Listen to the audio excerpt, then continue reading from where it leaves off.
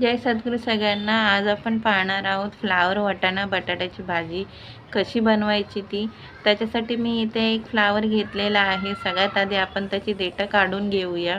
हाताने आपण ह्या फ्लावरला तोडून घेऊया. जर कुठे जाडी देठं राहिलीच तर आपण त्याला सुरीने कापून घेऊया.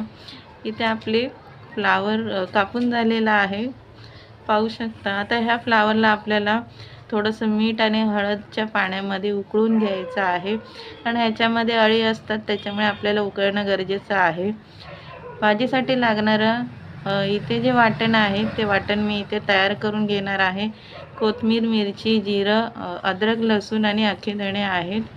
इथे आपला फ्लावर उकळून झालेला आहे. आता आपण भाजीला फोडणी घालणार आहोत. त्याच्यासाठी मी इथे कढीपत्ते घेतलेले आहेत, 3 ते 4 लसूण घेतलेले आहेत. आता कांदा टाकलेला आहे. सगळ्याला आपल्याला व्यवस्थित परतून घ्यायचं आहे. एक टोमॅटो घेतलेला आहे चिरून, व्यवस्थित तेलामध्ये मंद गॅसवरती परतवायचं आहे.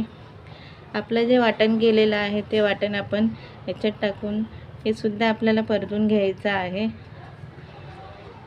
मंद गॅसवरतीच आपल्याला परतवायचं आहे, नाही तर वाटण खाली लागू शकतं. पाहू शकता तुम्ही इथे. आता आपले जे फ्लावर उकळलेले होते ते टाकणार आहोत. वाटाणे आणि बटाटे टाकणार आहोत.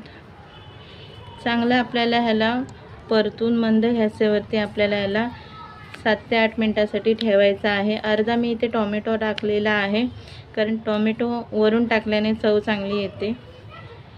अर्धा चमचा इतकी मी हळद टाकलेली आहे. सगळं मिक्स करून आपल्याला ह्याला इथे अर्धा चमचा इतका मी आमचूर टाकलेला आहे. सगळ्याला मिक्स करून आपल्याला चांगलं 7 ते 8 मिनटं परतवायचं आहे. वाफेवरच परतवायचं आहे. जर कोणाला वाटलंच तर आपण वरून जे ढाकण ठेवतो त्या ढाकणावरती पाणी ठेवूनही तुम्ही वाफेवर भाजी शिजवू शकता. थोडीशी आपली अर्धी कच्ची आणि अर्धी पक्की ही भाजी झालेली आहे. आता याच्यामध्ये मी थोडंसं मीठ चवीनुसार टाकलेलं आहे, कोथिंबीर टाकलेली आहे. ह्याला परत परतवून चांगलं 5 मिनटासाठी आपल्याला अजून वाफेवरती शिजवायचे आहे. इथे आपली भाजी ही रेडी झालेली आहे, पाहू शकता तुम्ही. खायला खूप छान लागते, स्वादिष्ट लागते. करून पहा.